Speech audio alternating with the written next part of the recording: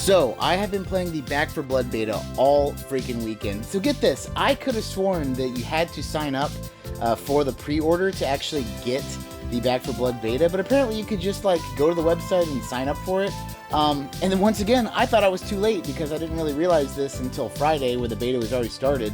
But I did go to the website, I put my stuff in, and then on Saturday I ended up getting the email, and boom, I've been playing it ever since. And oh my god, if you guys love Left 4 Dead, if you love Left 4 Dead 2, this game is awesome. I'm going to show you guys some gameplay, I'm going to talk all about it, I'm going to show you guys all the cool stuff that you can do, at least in the beta, and who knows, there might even be more. There's another beta coming up in a couple weeks, so I'm also going to play then, maybe something will change, I don't know, but regardless, let's check out Back 4 Blood.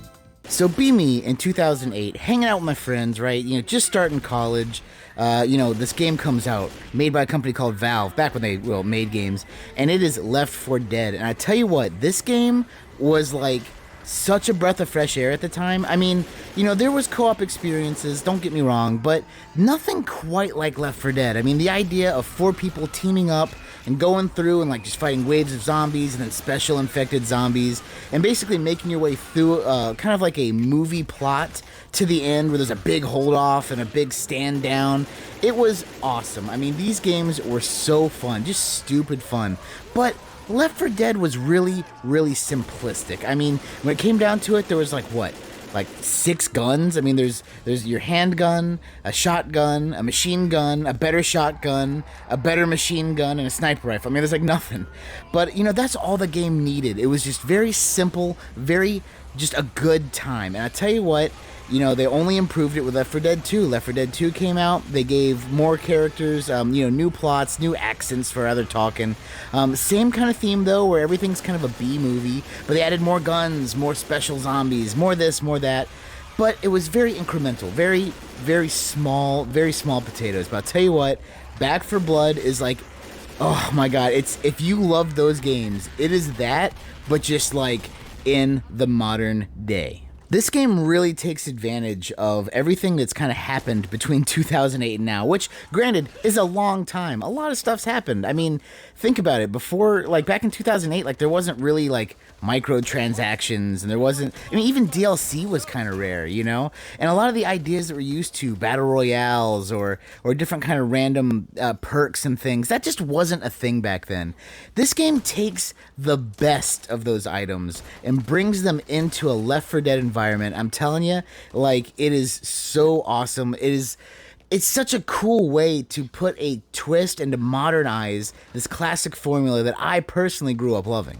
So the first thing you're greeted with is this awesome base. I'm really kind of pumped about this thing. I didn't get to check it out with friends because as of recording this, I'm the only one I know in my friend group who actually got into the beta or even really kind of knew about it. So I'm interested to see that when you have friends, you all get to walk around and hang out at the same time, kind of like Destiny or something. That'd be pretty cool. But the things I like about this is they have a special few people you can talk to, one for versus stuff, one for talking about building decks and cards. I'll get more into that later. And all sorts of different things like that.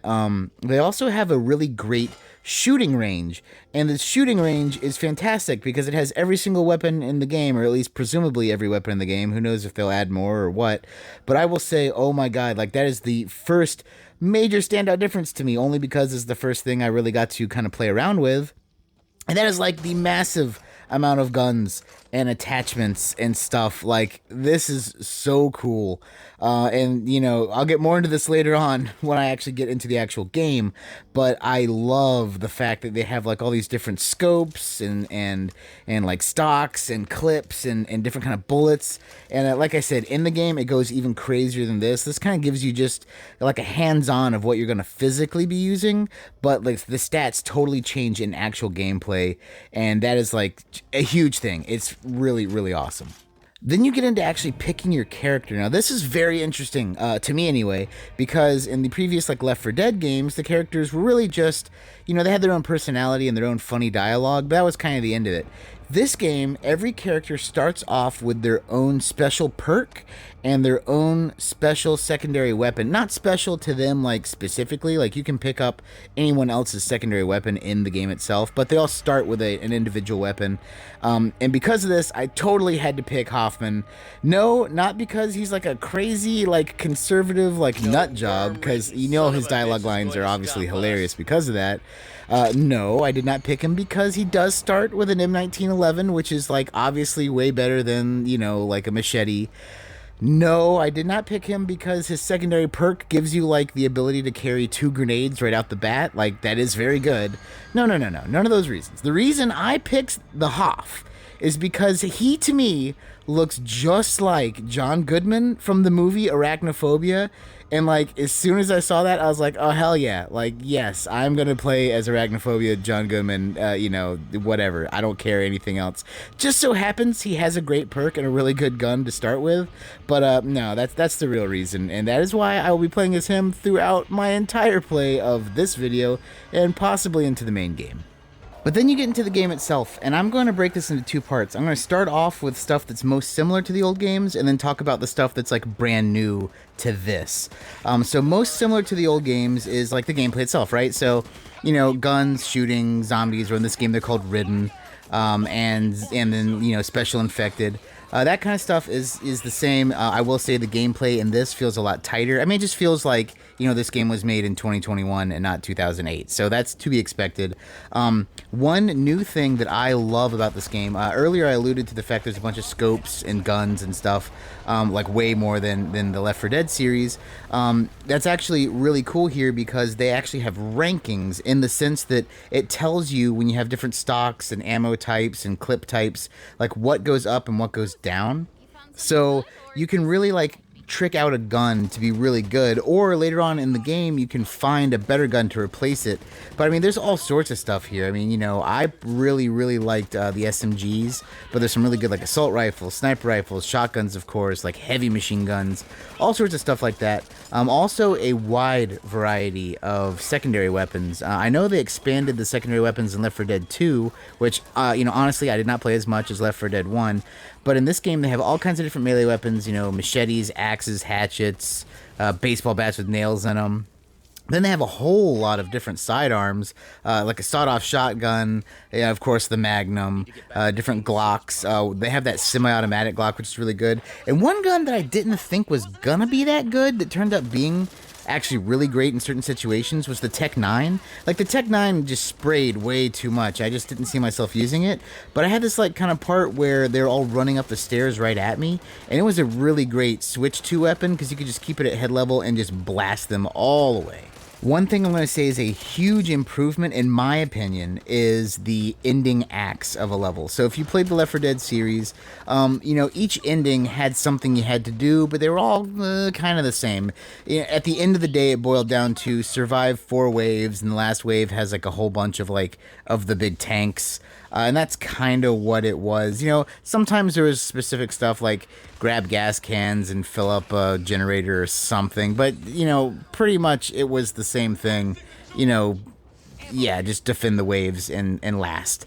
In this game, at least the beta anyway, there's 2 different kind of finale sections. And they're both way different. Really cool. So one of them has you running across a collapsed bridge, and you have to cross this bridge as fast as possible, and then cross over, like, this basically, like, half-sunken boat and run over to safety. But when you get over to the safety side, the military guys are like, look, that boat is holding up the bridge, giving the Ridden, like, a path to us, so we need you to go back on the boat and sink it. So they give you, like, some C4, you go down, you load the C4, and then you have a minute to get off the boat while trying to survive all the madness, to get back and blow up the ship and everyone survive, kind of clearing the path so they can't keep following you. I thought that was really cool.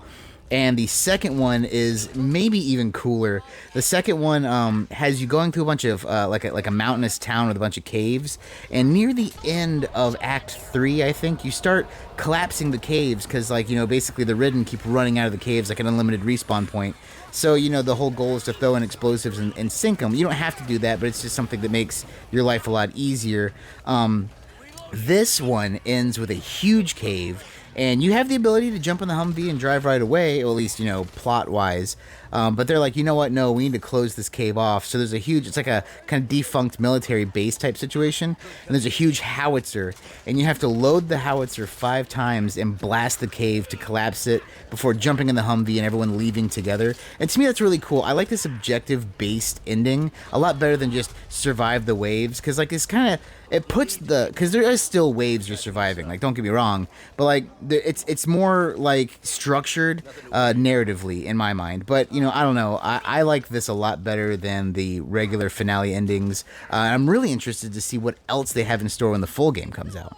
I do want to give a little shout out bit here to some of the special infected. Some of these are not like nothing is a carbon copy of something you would have seen in Left 4 Dead, but they're all very similar. But there's also some cool improvements. So they have, like a big tall guy who can kind of wrap you up and hold you, and you need to like kind of, your teammates need to shoot it to free you. Kind of reminds me of like the hunters, how they would jump on you and start scratching. They have this kind of spider type guy who can climb on walls and can shoot you and trap you to a spot.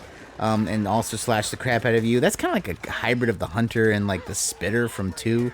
Of course, they have like a boomer knockoff, but instead of being a fat, nasty blob, it's kind of like, it's still fat, but it's like a big kind of strong type thing. And it acts exactly like a boomer. Like, there's basically no difference there. I will say that the tall boy is crazy because he can get around some of the gadgets like the razor wire because he's, I guess, tall. I don't know. But basically, imagine a gigantic tall guy with a club for a hand who can just smash the ever-loving crap out of you. And that's what's going on with that guy. But one thing I will say, and I think there are going to be more infected that we haven't seen in the main game. But one thing I will say that's very interesting to me is like this one stage has like a mini boss called an ogre, and he comes out and you do like half of his life, and then he comes back later on. This thing is massive. He has glowing weak points, of course, all over him, and can rip off parts of himself and throw it at you. But just a huge beast of a ridden. Yeah, I keep wanting to say zombie, but I know it's technically not a zombie. But my God, this thing was really fun to fight. It's one of those things where you really got to coordinate and team up. What we ended up doing was kind of having people distract him from the front while people could get behind him and hit him in the weak points and throw Molotovs at him. It was a really cool thing, and I can't wait to see more of this kind of stuff. But, like I said, I think there are more special infected that you will be seeing in the main game. The beta only had kind of those ones I just described. Now I'm going to get into like the big changes, like the thing that this game does way different than its kind of predecessors. And right off the bat, you have to talk about the cards. First, I want to talk about unlocking these cards because it's just a little very sensical thing. They have these things called supply lines where as you play the game, you basically unlock kind of like a credits or points, supply points. You can go through and unlock these supply lines, which give you new cards, new titles, new, character art, blah, blah, blah, basically your unlock system.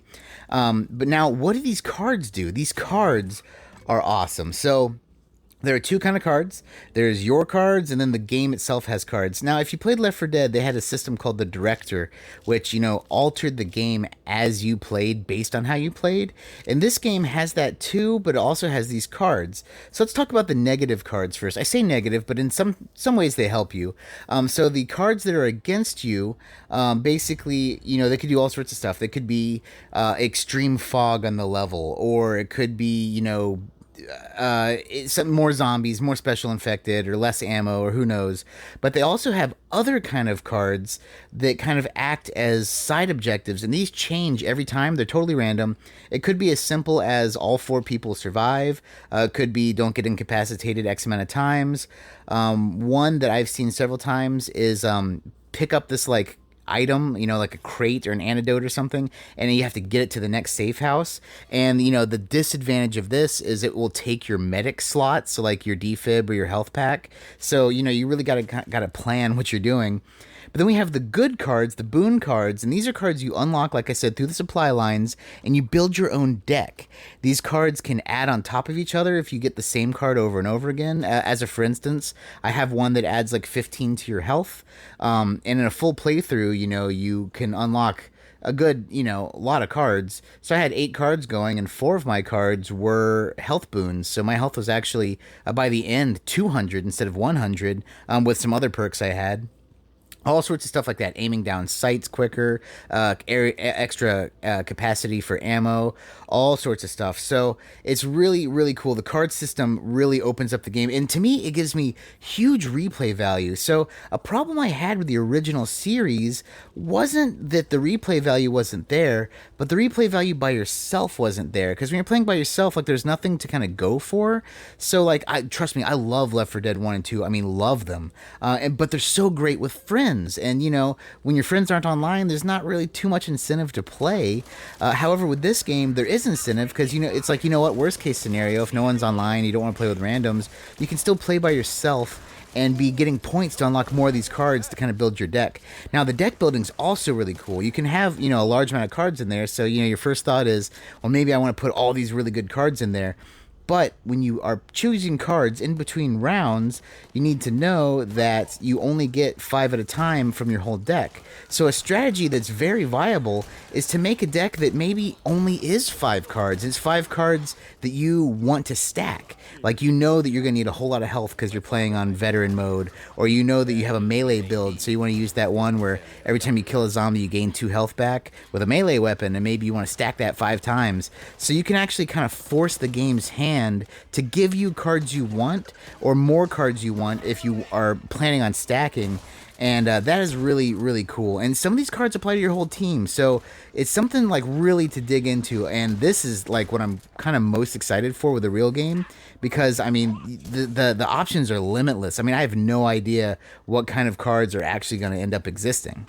And the last big thing I want to talk about in the game proper is in between rounds, they have changed the safe rooms, and in my mind, for the better.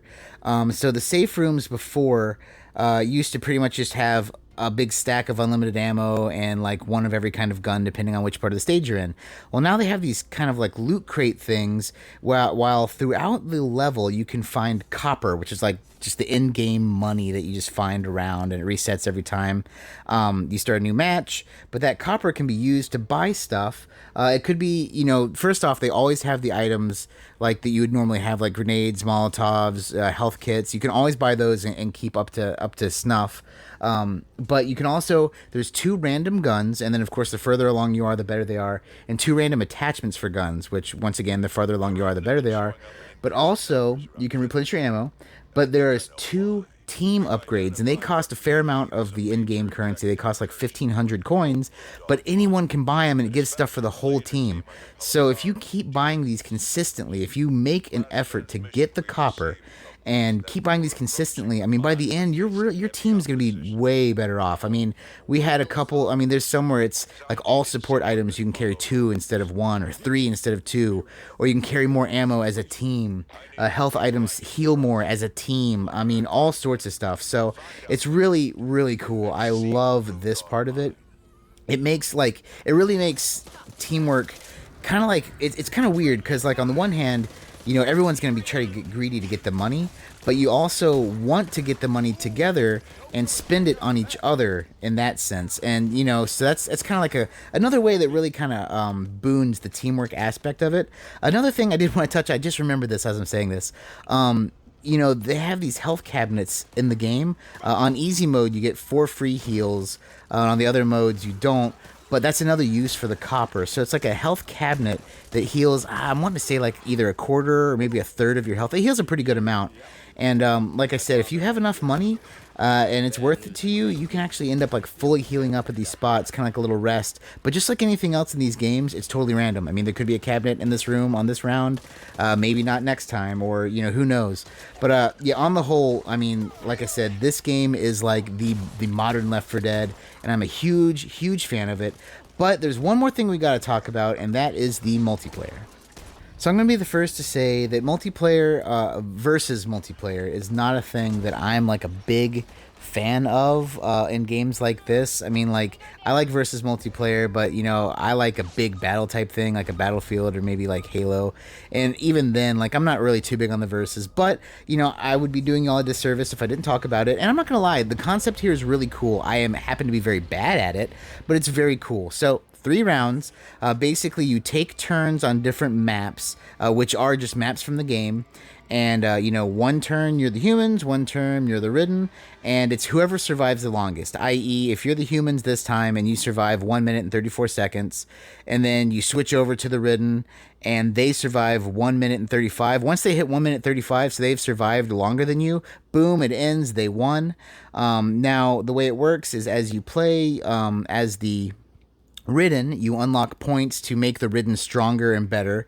And then just like in Left 4 Dead, you spawn off screen and come in and try to attack them.